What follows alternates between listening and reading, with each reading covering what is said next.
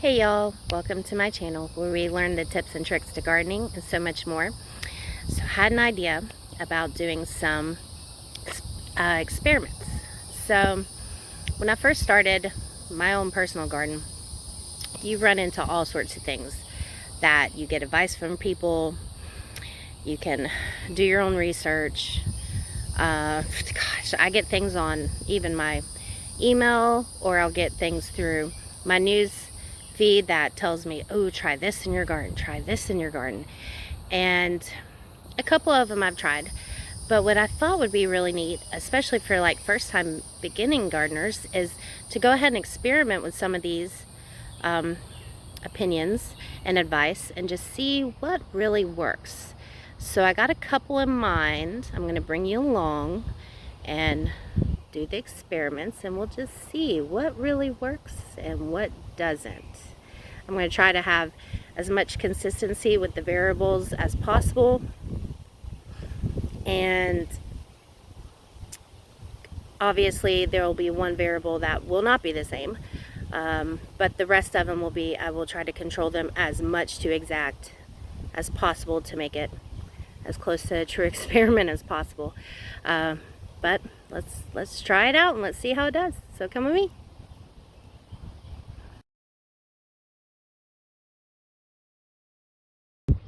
Alright y'all, so for the first experiment, I would like to know if it really does matter at what time of the day that you water your plants. Most people say morning, just generally when I do it. However, I just don't know. I've never really experimented to find out.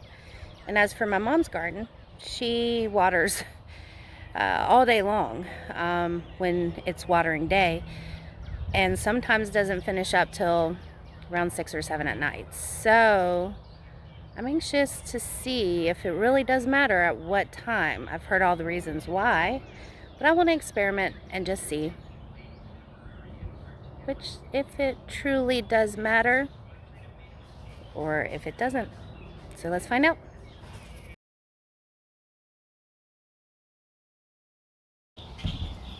All right, y'all.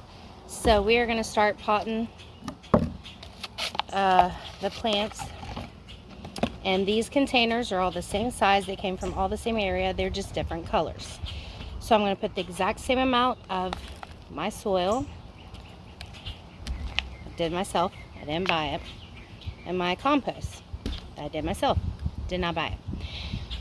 So got a measuring cup, and I'm just going to put the same amount in each one of each until we get it about 3/4 of the way full. So let's do it.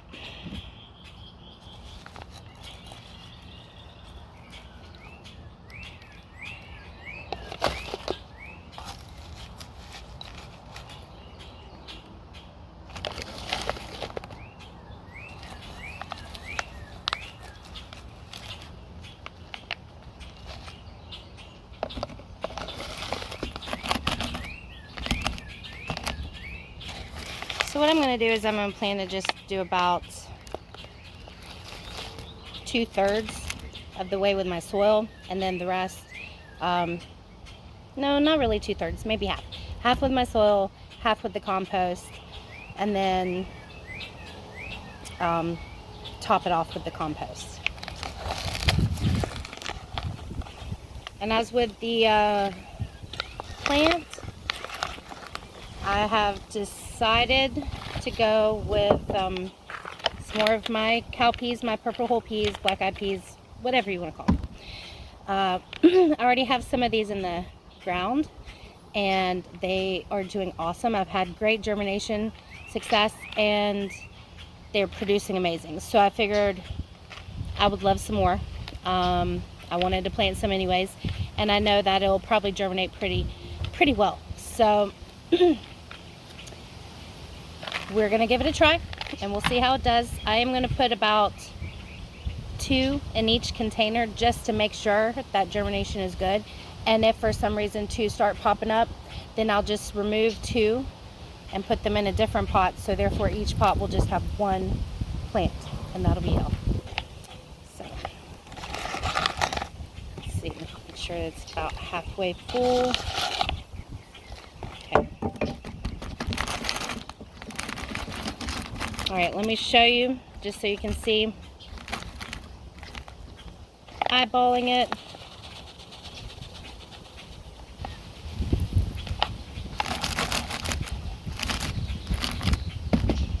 Yep, they look about even. So now we're going to finish the rest with compost.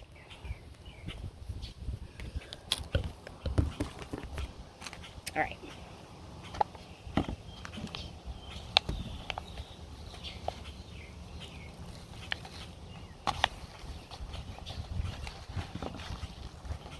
It's really windy today. Super hot. That's why I wanted to do this, because this area over here is kind of in the shade. Although I'm already like pouring sweat, so if I look like I'm sweaty, it's because I am.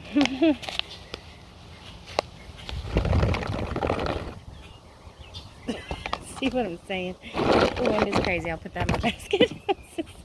Oh, it'll be flying everywhere. This is not Kansas, okay?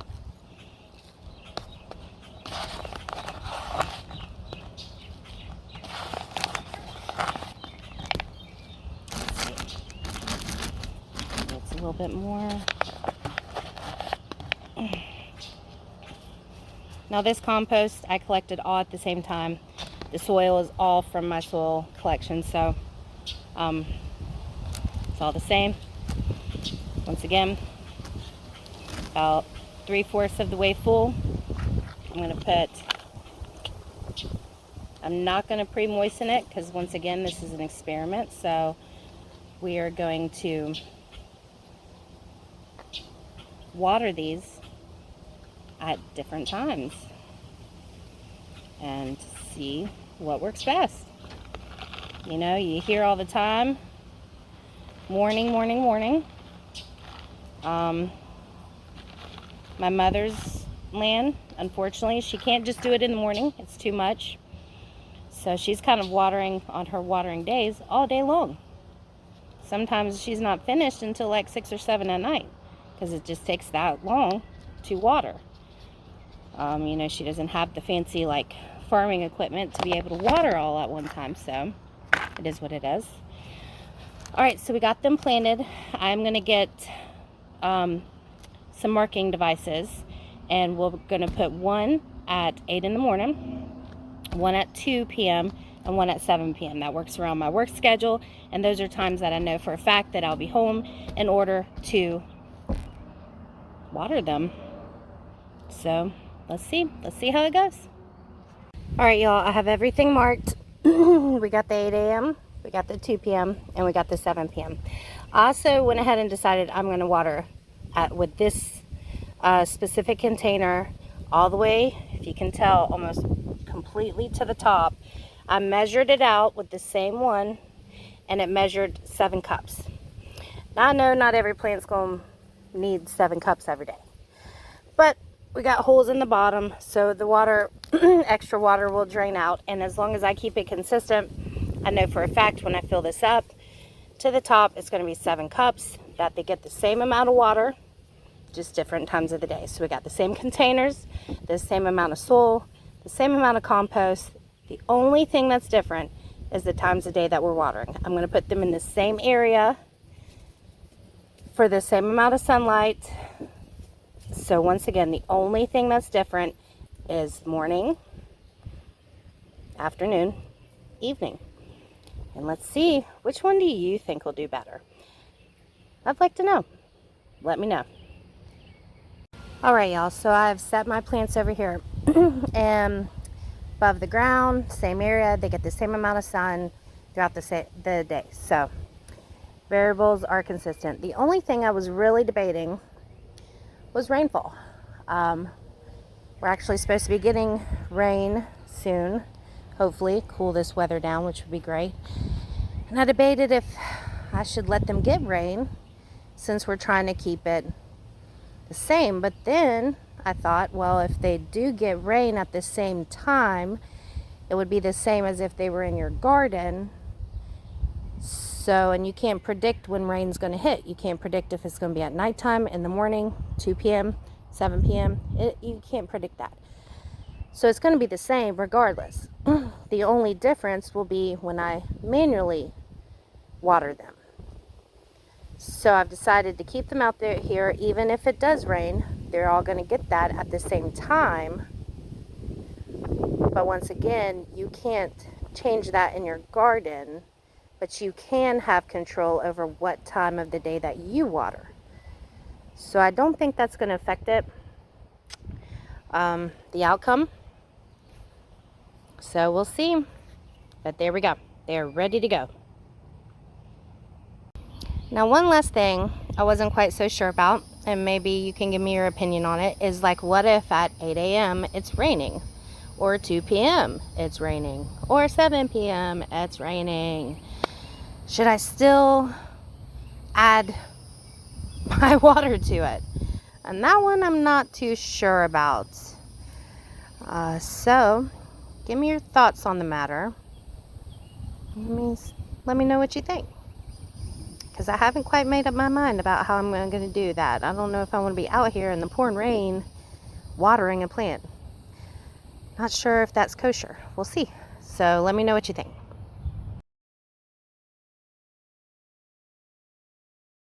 All right, y'all. So our second experiment is going to be tomato plants. And it's going to be whether tums provide enough calcium, whether dry milk does, or if it needs it at all. So let's start the experiment.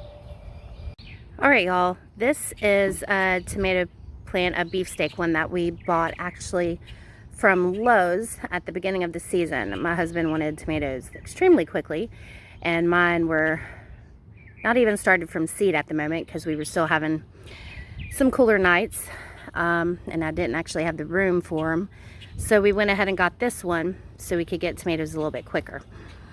And as you can see, has quite a bit of tomatoes on. But when it was first starting to grow, we noticed that it was not doing very well, and it ended up getting that blossom rot on the bottom of it.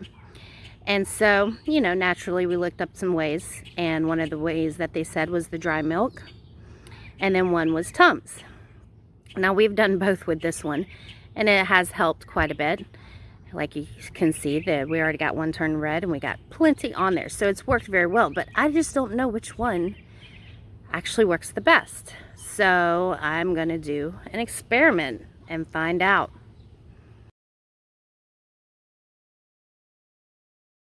So y'all, these are my 2 rows of tomato plants. They were all started from seed the exact same time. They were all planted in the garden the exact same time. Everything has been done exactly the same way. They're starting to flower, so I know they're going to be producing soon. So what I thought would be a good experiment to do one row with just the dry milk and the other row with the tums. I'm going to do it once a week and just see which works best. If they both work equally, great. But just to see which ones. And I might do, just to make it even a better experiment, 1 or 2. I just don't know if I could do that. I do have a couple over in pots, so I might put them separately and not do anything with those. So therefore we'll have 1 row dry milk, 1 row tums, and then 2 potted ones that have nothing, just water, sunlight, air, no dry milk, no tums, and we'll just see the difference and just see what happens. I'd like to know though, what do you think would be the best? I have my hypothesis, and we'll see if it turns out to be true, but I just want to know what you think. All right, y'all, so what I'm doing is with the dry milk, I'm using about 1/2 teaspoon, and I'm putting it just right at the base. That might actually be a little too much, so maybe not. I don't know. We'll try it. Oh, that looks like a lot. So maybe more like 1/4 of a teaspoon at each base. Yeah, that looks, yeah. Because I don't want to put too much. So, and we're only going to do this once a week. And when it comes to the other side, I got 5 tums. These are 10 plants, so that's 1 tum per 2 plants. And I just crushed it up and just put the powder at the base, as you can see, at the base. And then I'm going to water them equally, and then we'll just see. We'll see what helps, what works best. Maybe they'll do both. I don't know. We'll see. We'll find out. Okay, guys. In this pot, we have our 2 controlled tomato plants. They're the same as in the garden. They were planted at the same time. They just happen to be in this container over here. And so with these 2 tomato plants, I'm not going to give them either the tums or the milk. And we will see the differences. So we have a controlled group of nothing, we have a controlled group of the tums, and then we have the controlled group of the dry milk, and we will see how they do.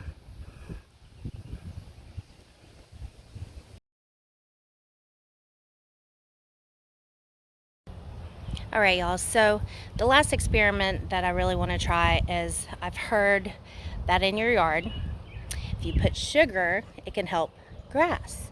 Now our yard does pretty good with grass, but there's just one area in our yard that no matter what I've tried, the grass just doesn't seem to grow. So I'm going to try some sugar and we'll see if it helps.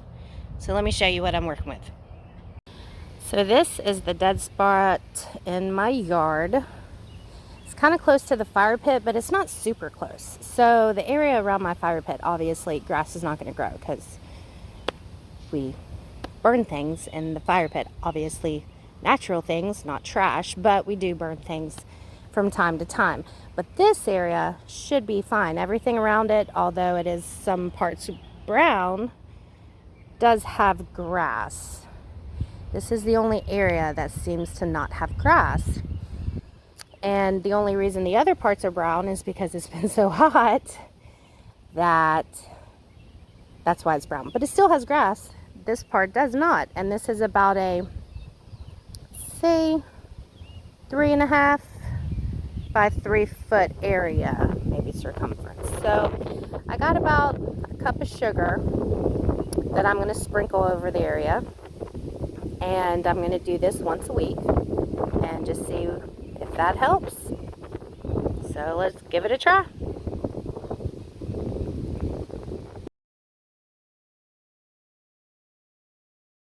Alright, y'all, I have sprinkled the sugar, and one of the things that I did read was that some people were saying it could cause ants. And we do pretty good about keeping ants out of the yard because we have children and we don't want, ants. So we'll also see if that tends to be a problem, if the sugar causes more ants. So technically we're looking for 2 things. Does it truly help the grass to grow? And does it cause ants? So time will tell. We'll see.